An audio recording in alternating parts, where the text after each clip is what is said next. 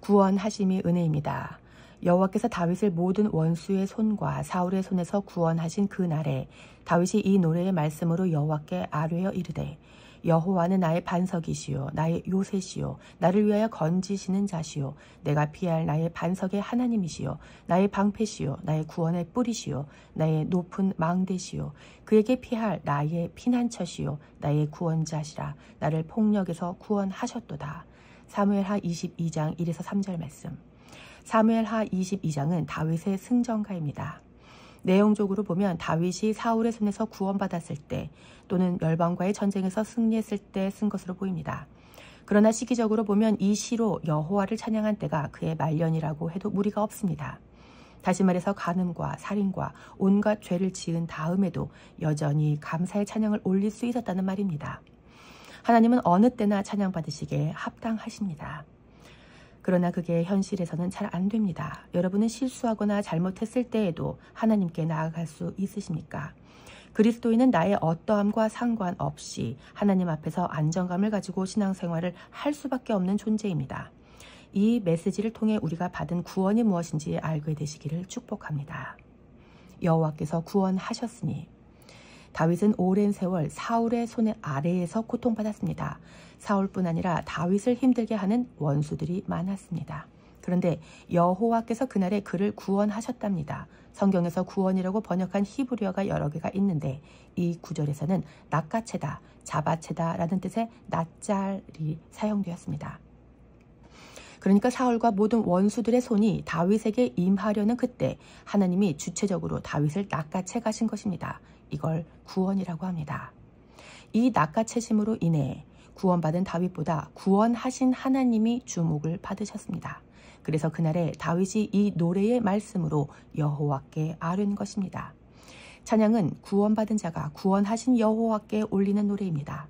구원받지 못한 사람은 아무리 설명해줘도 찬양할 수 없습니다. 그들은 이해하지 못합니다. 그러나 주님의 손에 의해 낚아챔을 받은 사람들은 함께 그 주님을 찬양 예배합니다. 내 안에 있는 주님의 은혜에 북받쳐서 감출 수 없고 숨길 수 없어서 터져나오는 외침으로 하나님을 예배합니다. 다윗이 여호와 하나님을 어떻게 찬양했는지 그의 시를 자세히 봅시다. 다윗은 첫째로 여호와는 나의 반석이라고 노래합니다. 반석은 우뚝 솟은 높은 바위라는 뜻의 세라입니다. 그곳에 올라가면 흔들리지 않습니다. 요동하지 않습니다. 둘째로는 나의 요새라고 노래합니다. 요새는 그물이라는 뜻의 메쭈다입니다. 주님의 그물에 잡힌 물고기는 그분 안에서 죽고 주님의 생명을 얻어 다시 태어납니다. 그물 밖에서 파닥파닥 내 힘으로 사는 것은 안전하지 않습니다. 그분의 그물에 잡혀서 그냥 옴싹달싹 못하고 그분의 뜻대로 사는 것이 유일하게 안전한 길입니다. 셋째, 여호와는 나를 위하여 나를 건지시는 분입니다. 건지다라는 히브리어 파라트는 몰래오다, 탈출하다라는 뜻입니다. 출애굽하던 이스라엘이 생각납니다. 바로는 이스라엘이 애굽에 머물기를 원했지만 하나님은 나오라고 하셨습니다. 마찬가지로 원수는 우리가 죄 속에 계속 있기를 원했지만 하나님은 우리를 건져내셨습니다. 넷째, 내가 피할 하나님, 하사는 신뢰하다라는 뜻입니다. 믿을 만한 분에게 피해야 됩니다. 비를 피하겠다고 처마 밑에 들어갔는데 그 처마가 무너져 버리면 어떡합니까? 비를 피하려다가 삶이 망가지면 안 됩니다. 우리가 신뢰할 분은 여호와 하나님 한 분뿐이십니다. 다섯째, 여호와는 다윗의 방패, 즉 보호자였습니다. 사람이 어릴 때는 부모님이나 다른 보호자들의 보호를 받아 살아갑니다. 그러다가 어른이 되고 어느 날 갑자기 어린 자녀와 연로해지신 부모님의 보호자가 되어버립니다. 몸만 커졌을 뿐 여전히 아이인 것 같고 병약한데 말입니다. 이럴 때 어떻게 합니까? 우리 주님만 보호자라고 믿고 사시기를 축복합니다. 여섯째로 여호와는 구원의 뿔이라고 노래했습니다. 이스라엘에서 뿔은 힘과 회복과 승리의 상징입니다. 승리의 표현으로 뿔을 들고 뿔나팔, 쇼파르를 풉니다. 여호와의 제단에도 뿔이 달려 있어서 그 뿔을 잡으면 용서를 받기도 했습니다. 그러므로 이 말은 나의 힘이 아니라 하나님의 힘으로 전적인 은혜로 내가 낙하잼을 받았습니다 라는 뜻입니다. 일곱째로 하나님은 높은 망대, 미스가부, 안전한 고지이십니다. 여덟째로 하나님은 피난처가 되십니다. 피난처라고 번역한 마노스는 도망이라는 뜻입니다. 심리학자들이 말하기를 비상구가 많은 사람이 행복하답니다. 여러분은 비상구가 있으십니까? 다들 핸드폰이 비상구가 된 시대인 것 같지만 유일한 비상구는 예수 그리스도이십니다. 그분께 도망가서 숨으시기 바랍니다. 끝으로 우리 주님은 구원자, 야샤가 되셔서 하마스, 곧 폭력과 광포에서부터 나를 구원하십니다. 다윗의 이 9가지 구원의 노래를 통해 우리 스스로에게 질문해 봅시다.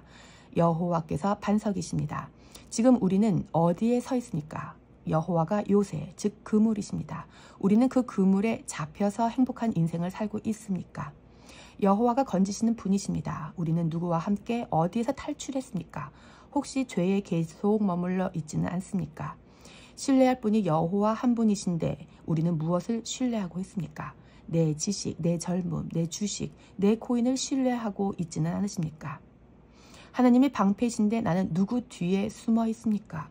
부모님, 남편, 아내, 믿음직해 보이는 누군가를 의지하고 있지는 않습니까? 여호와가 구원의 뿌리신데 내가 의지하는 힘은 누구입니까? 높은 망대이신 여호와 안에 거함을 망각하고 스스로를 높이고 있지는 않습니까? 피난처도 구원자도 여호와 하나님 한 분이십니다. 나는 누구에게로 도망치고 누구를 믿으며 살고 있는지 자문자답해 보시기 바랍니다. 내가 구원을 받으리로다. 이미 받은 구원을 실컷 찬양한 다윗이 4절을 의미심장하게 끝냅니다. 내가 찬송받으실 여호와께 아뢰리니 내 원수에게서 구원을 받으리로다. 사무엘하 22장 4절 말씀. 구원을 받고 찬양을 한 자가 또 구원을 받을 거라니 무슨 말입니까? 저는 앞으로도 또다시 구원을 받으리로다 라는 뜻으로 읽었습니다. 다윗이 원수의 손으로부터 구원을 받았지만 앞으로 전쟁이 없다고 보장을 받은 것은 아닙니다. 앞길에 여전히 원수가 있고 자신이 치러야 할 하나님의 전쟁이 있습니다. 그럼 어떻게 해야 됩니까? 그때 또 하나님께 아뢰면 됩니다. 소리치고 고함치고 외치면 카라, 또다시 여호와로 인해 원수들로부터 구원을 받을 것입니다. 여러분, 이것이 여러분의 삶의 원리가 되시기를 축복합니다. 계속 찬양하고 주님께 아뢰고 원수의 공격이 이어진다 할지라도 또 주님을 부르면서 계속 낚아챔을 받으시기를 축복합니다. 다윗이 받은 원수의 공격은 쉽거나 간단한 것이 아니었습니다. 5절 말씀 보십시오. 사망의 물결이 나를 애우고 불의의 창수가 나를 두렵게 하였으며 스올의 줄이 나를 두르고 사망의 올무가 내게 이르렀도다. 내가 환난 중에서 여호와께 아뢰며 나의 하나님께 아뢰었더니 그가 그의 성전에서 내 소리를 들으시며 나의 부르짖음이 그의 귀에 들렸도다. 사무엘하 22장 5에서 7절 말씀. 물에 빠져본 경험이 있는 분들은 사망의 물결이 나를 애웠다라는 말에서 죽음의 공포를 생생하게 느끼실 겁니다. 불의의 창수도 수올의 줄도 모두 죽음의 공포를 뜻합니다. 얼마나 무서운 상황입니까? 다윗은 죽음의 덫이 내 앞에 들이운 이런 상황을 한마디로 환난이라고 표현했습니다. 환난은 짜르인데 좁다, 고통이 있다, 묶여있다 라는 뜻입니다. 사망과 불의, 스올로 인해 숨통이 조여드는 이런 때 여러분은 어떻게 하십니까? 다윗은 여호와께 아뢰고 부르짖었습니다. 그랬더니 여호와께서 들으셨답니다. 여러분, 주님께 외치십시오. 사람이 아니라 주님께 가는 겁니다. 경중의 차이는 있겠지만 공포스러운 상황은 누구에게나 있습니다. 우리 모두는 불쌍한 인생들이지만 하나님께서 다윗을 통해 가르쳐 주십니다. 나에게 부르짖어. 네 그 상태에 있는 그대로 나에게 이야기하렴. 내가 듣고 있단다. 다윗의 부르짖음을 들으신 하나님이 역사하십니다. 사망과 불의와 수올에 둘러싸여 죽음의 공포에 떨고 있는 다윗을 하나님이 내버려 두지 아니하시고 반응하십니다. 8절 말씀 보십시다. 이에 땅이 진동하고 떨며 하늘의 기초가 요동하고 흔들렸으니 그의 진노로 말미암음이로다. 사무엘하 22장 8절 말씀. 통쾌하지 않으십니까? 여호와께서 다윗의 카라, 즉 외침을 들으시고 강림하셔서 진노하시는 모습이 16절까지 이어집니다. 화가 나서 코에서 김을 뿜으시며 다윗의 원수들을 한 방에 다 몰아내십니다. 그래서 이어지는 17절부터 그 구원받은 모양을 아주 잘 묘사해 놓았습니다. 우리도 이렇게 구원받았다고 믿고 말씀을 주목해 보십시오. 그가 위에서 손을 내미사 나를 붙드시며 많은 물에서 나를 건져내셨도다. 사무엘하 22장 17절 말씀. 다윗을 애워싼 사망의 물, 지옥의 물에서 그가 건져내셨습니다. 손이라는 말은 원어 성경에서는 없어서 의역해 놓은 단어입니다. 성경에 이렇게 의역한 단어들은 작은 글자로 표기되어 있습니다. 원어 성경에는 보내셨다, 샬라흐, 가장 높은 곳에서 마룸, 나를 붙드셨다, 라카흐 라고만 되어 있습니다. 높은 곳에서 누구를 보내셨을까요? 하늘 영광 버리고 이 땅에 내려오신 예수 그리스도가 생각나지 않으십니까? 이것이 구원의 그림입니다. 사망의 물에 잠긴 나를 구원하시려고 예수님을 보내셨단 말입니다. 그렇게 오신 예수님이 붙드십니다. 많은 물에서 나를 낚아채서 건져내셨습니다. 왜 이렇게 하셨을까요? 18절에서 하나님께서 구원하시는 이유가 나옵니다. 나를 강한 원수와 미워하는 자에게서 건지셨으며 그들은 나보다 강했기 때문이로다. 사무엘하 22장 18절 말씀. 구원은 약한 자가 받습니다. 약한 사람은 구원자에게 의존할 수밖에 없습니다. 그리고 이렇게 의존할 때 구원자가 나를 건져내십니다. 약함이 은혜입니다. 강한 사람 부러워하지 마십시오. 원수가 다윗보다 강했기 때문에 하나님이 돕지 않으시면 다윗은 죽습니다. 그래서 살려내신 것입니다. 하나님께서 다윗을 구원하신 두 번째 이유는 20절에 나옵니다. 나를 또 넓은 곳으로 인도하시고 나를 기뻐하심으로 구원하셨도다. 사무엘하 22장 20절 말씀. 하나님께서 다윗을 기뻐하셨답니다. 다윗이 무슨 이쁜 짓을 해서 기뻐하신 게 아니라 다윗의 존재가 그냥 기쁘신 겁니다. 부모에게는 자녀가 똥을 싸도 예쁩니다. 아직 미혼이신 분들은 반려동물에게 대입해 보셔도 좋겠습니다. 부모에게 자녀는 존재 자체가 기쁨이기에 그 아이의 상태와 상관없이 낚아채서 건져냅니다. 다윗은 하나님의 자녀였기에 하나님의 기쁨이었습니다. 그리고 우리도 그렇게 구원을 받았습니다. 하나님이 우리를 기뻐하십니다. 우리가 그분의 자녀이기 때문입니다. 왕에게 주신 그 큰 구원. 그런데 우리말 기뻐하심으로 라고 번역된 히브리어 하페츠에 주목해 보십시오. 성경에는 참 이해할 수 없는 하페츠가 나오는 곳이 있습니다. 이사야서 53장입니다. 여호와께서 그에게 상함을 받게 하시기를 원하사 질고를 당하게 하셨은즉 그의 영혼을 속건제물로 드리기에 이르면 그가 씨를 보게 되며 그의 날은 길 것이요 그의 손으로 여호와께서 기뻐하시는 뜻을 성취하리로다. 이사야서 53장 10절 말씀. 하페츠를 찾으셨습니까? 여호와께서 기뻐하시는 뜻에도 하페츠의 명사형이 쓰였습니다. 그런데 하페츠가 한 군데 더 있습니다. 바로 여호와께서 그에게 상함을 받게 하시기를 원하사입니다. 그리스도인들은 이사야서 53장에 그가 예수님이라고 믿습니다. 그러니까 2절을 풀어서 번역하면 이렇게 됩니다. 하나님이 기뻐하시는 뜻을 이루기 위해서 예수님이 십자가에서 상함 받는 것을 기뻐하셨다. 이해가 되십니까? 다윗과 우리의 구원의 여정 가운데 예수님이 상함 받는 일이 있어야 했습니다. 하나님 아버지께서는 그 상함을 기뻐하셨습니다. 왜냐하면 누군가는 구원의 대가를 지불해야 하기 때문입니다. 희생과 섬김과 헌신이 있어야만 다른 누군가가 안정을 누립니다. 예수님이 상함을 받음으로 우리가 회복되기 때문에 하나님이 기뻐하신 것입니다.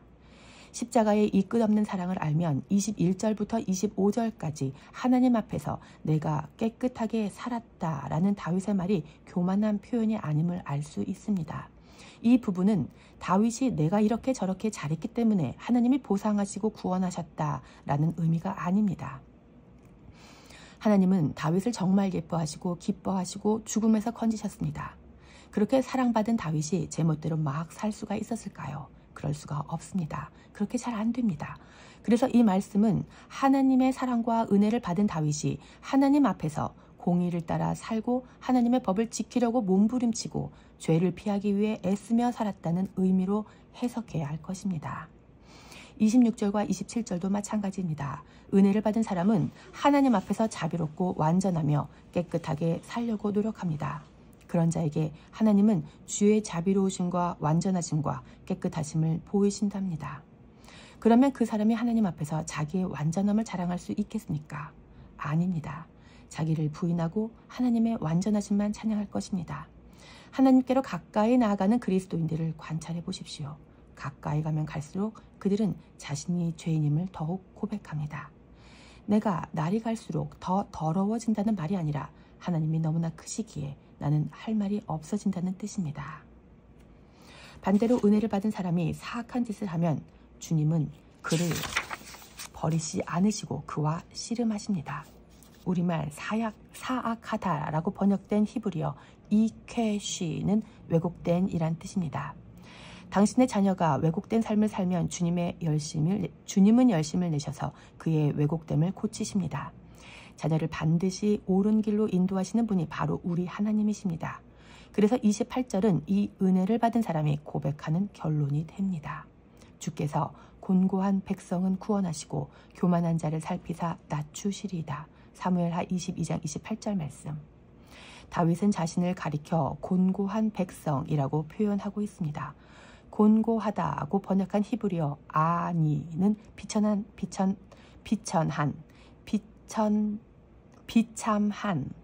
가난한, 약함이란 뜻입니다. 주님께서는 곤고한 자는 높이시고 교만한 자는 낮추십니다. 주님 앞에서 곤고한 자로 살아가시기를 축복합니다. 바로 그때 하나님께서 우리를 기뻐하시면서 그분의 강함으로 구원하실 것입니다. 내가 아무리 자비하고 완전하고 깨끗하게 살았다 해도 주님의 진짜 자비, 진짜 완전, 진짜 깨끗함 앞에서는 아무런 할 말이 없어집니다. 이것이 십자가 사랑을 아는 그리스도인들의 삶입니다. 여호와여, 주는 나의 등불이시니 여호와께서 나의 어둠을 밝히시리이다. 내가 주를 의뢰하고 적진으로 달리며 내 하나님을 의지하고 성벽을 뛰어넘나이다. 사무엘하 22장 29서 30절 말씀. 우리말 성경에서는 없지만 히브리어 성경은 29절 앞에 앞뒤 문장의 인과적 관계를 가리키는 접속사 키가 있습니다.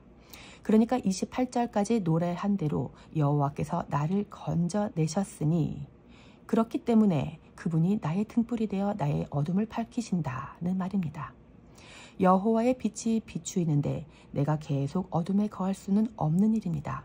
30절도 마찬가지로 접속사 키로 시작됩니다. 하나님 앞에서 나는 아무것도 아님을 알게 된 자는 주를 의뢰하여 적진으로 달려가고 성벽을 뛰어넘는 삶을 삽니다. 이것이 그리스도인들의 삶의 모습입니다. 나의 어떠함과 상관없이, 그리고 적군의 전력에 상관없이 만군의 하나님의 이름으로 적진을 향해 돌파하며 산다는 말입니다. 그래서 다윗은 적진으로 달려나가면서 계속 찬양합니다. 그리고 이 승리는 열방으로까지 확장됩니다. 44절 말씀입니다.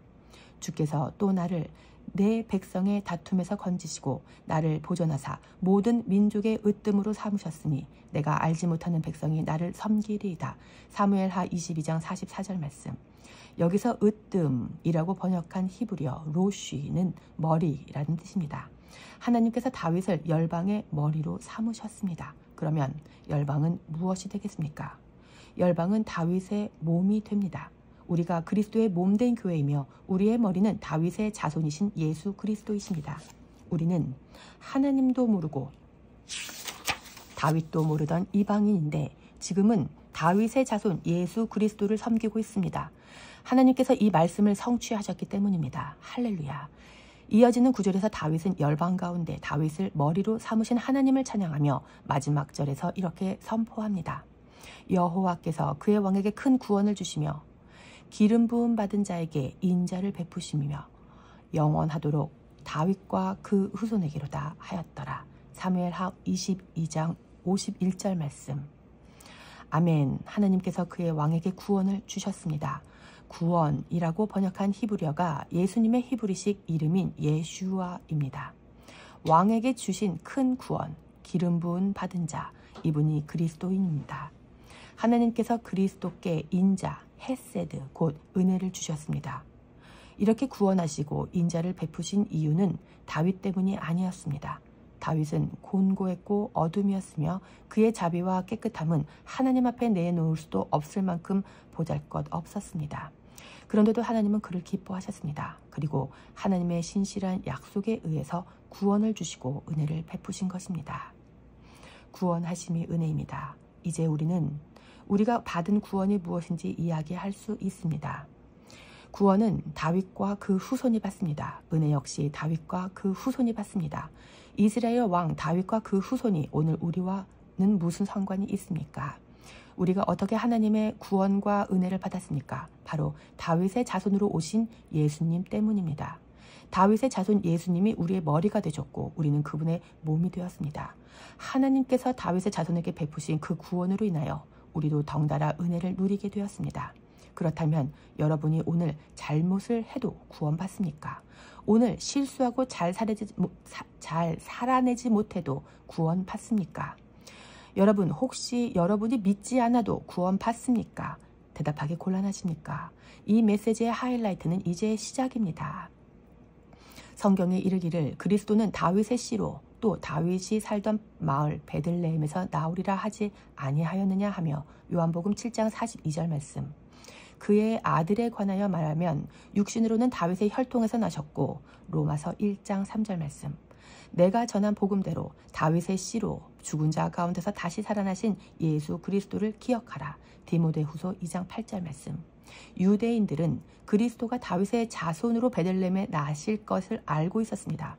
그래서 유대인 요한과 바울은 다윗에게 주신 언약을 근거로 예수님이 그리스도이심을 증명하고 있는 것입니다.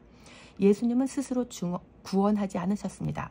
그분은 구원자시고 하나님의 본체시지만 종의 형체를 가지고 죽기까지 복종하셨습니다.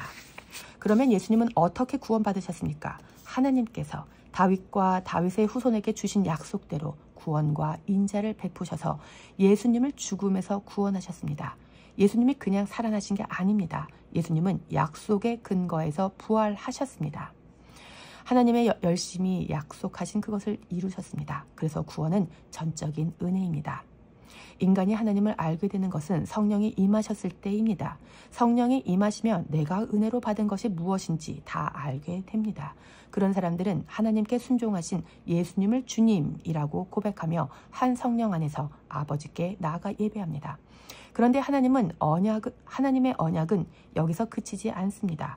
이렇게 구원받은 자들에게 하나님께서 이루실 언약이 더 있습니다. 그중 하나를 디도서 말씀에서 확인해 보겠습니다. 하나님의 종이요 예수 그리스도의 사도인 나 바울이 사도된 것은 하나님이 택하신 자들의 믿음과 경건함에 속한 진리의 지식과 영생의 소망을 위함이라. 이 영생은 거짓이 없으신 하나님의 영원 전부터 약속하신 것인데 디도서 1장 1에서 2절 말씀. 여러분, 영생에 대한 소망이 있으십니까? 내가 약할 때에도, 죄를 지었을 때에도, 예수님이 안 믿어질 때에도 영생의 소망이 있으십니까? 예, 그래야 맞습니다. 이 영생의 근거는 우리에게 있는 것이 아닙니다. 이 영생은 거짓이 없으시고 신실하신 하나님께서 영원 전부터 약속하신 것이기 때문입니다. 그분이 약속하셨기에 소망이 있습니다. 나는 더러워져도 그분은 약속하셨습니다. 나는 부족하여도 주님은 약속하셨습니다. 바울의 고백을 조금 더 보십시다. 로마서 3장입니다. 어떤 자들이 믿지 아니하였으면 어찌하리요? 그 믿지 아니함이 하나님의 믿부심을 패하겠느냐? 그럴 수 없느니라. 로마서 3장 3에서 4절 말씀. 바울은 그럴 수 없느니라 라고 고백합니다. 여러분은 어떠십니까? 사람이 믿지 않아도 하나님의 믿부심, 피스티스를 패하실 수 없습니다. 하나님이 약속하셨고 하나님께서 하나님의 피스티스로 그 일을 성취해 나가신다는 소식이 복음입니다. 구원은 은혜입니다. 예수님의 십자가를 기뻐하신 하나님께서 예수님이 순복하셔서 다 이루셨다는 소식이 복음입니다. 우리를 다윗의 후손 예수님과 연합시키셔서 그분의 공로로 이루신 구원을 선물로 주셨다는 소식이 복음입니다. 하나님의 열심히 이를 이루셨습니다. 디모데후서 말씀을 보십시오. 우리는 미쁨이 없을지라도 주는 항상 미쁘시니 자기를 부인하실 수 없으리리다. 디모데후서 2장 13절 말씀. 아멘. 우리는 미쁨이 없습니다. 우리는 신실하지 않습니다. 우리는 믿음도 없고 충성도 없습니다. 여기에 반론을 제기하실 분 있습니까? 우리에게는 소망이 없습니다. 소망은 예수님께만 있습니다. 우리는 늘 형편없지만 주님은 항상 미쁘십니다. 하나님은 하나님의 약속을 부인하지 않으십니다. 다윗에게 주셨던 약속대로 그의 후손 예수 그리스도께 구원과 인자를 베푸십니다.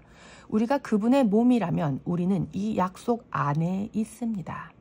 2일 후에 내가 보니 각 나라와 족속과 백성과 방언에서 아무도 능히 셀 수 없는 큰 무리가 나와 흰 옷을 입고 손에 종려가지를 들고 보좌 앞과 어린 양 앞에서 서서 큰 소리로 외쳐 이르되 구원하심이 보좌에 앉으신 우리 하나님과 어린 양에게 있도다 하니. 요한계시록 7장 9에서 10절 말씀.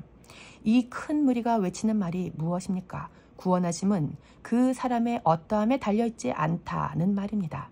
구원하심은 우리 하나님과 어린 양께 있습니다. 이스라엘도 열방도 자신의 어떠함이 자신을 구원하지 못합니다. 나에게는 원수 같은 사람이라도 주님이 원하시면 구원하실 것입니다. 은혜로 구원받은 자들의 모임이 그분의 백성들이며 그들이 그분만 찬양하는 그곳이 하나님의 나라입니다. 여러분 기억하십시오. 중요한 것은 예수님이 십자가에서 다 이루시고 우리를 자녀 삼으셨다는 사실입니다. 그분은 우리의 머리가 되셨고 우리는 그분의 몸이 되었습니다. 그래서 교회는 영광스럽습니다. 내가 교회라면 그리스도의 몸의 지체라면 구원론을 고민할 시간이 없습니다. 구원은 하나님께 달린 일입니다. 구원은 그분께만 있습니다. 지금 그 은혜의 말씀을 듣고 성령으로 인해 예수님이 날 구원하신 구원자임을 알게 되고 그분과 사랑하고 있다면 그분과 나는 이미 하나입니다. 반면 내가 열심히 회개하고 착하게 살고 성실하게 신앙생활하고 헌금 많이 해서 구원을 받아야겠다고 달려든다면 그건 구원받지 못한 상태라는 증거일 수 있습니다. 그렇다고 회개하지 말라는 말이 아닙니다. 하나님을 사랑하는 자에게 회개는 필연적입니다. 오늘 이 말씀을 통해서 우리는 미쁘지 않다 할지라도 하나님은 항상 미쁘셔서 그분의 약속을 이루시는 분이심을 믿고 그분만 사랑하고 찬양하시기를 축복합니다. 하늘 가는 밝은 길이 찬송가 493장. 하늘 가는 밝은 길이 내 앞에 있으니 슬픈 일을 많이 보고 늘 고생하여도 하늘 영광 밝음이 얻은 군을 해치니 예수 공로 의지하여 항상 빛을 보도다. 내가 염려하는 일이 세상에 많은 중 속에 근심밖에 걱정 늘 시험하여도 예수 보배로운 피 모든 것을 이기니 예수 공로 의지하여 항상 이기리로다. 내가 천성 바라보고 가까이 왔으니 아버지의 영광 집에 나 쉬고 싶도다. 나는 부족하여도 영접하실 터이니 영광 나라 계신 임금 우리 구주 예수라.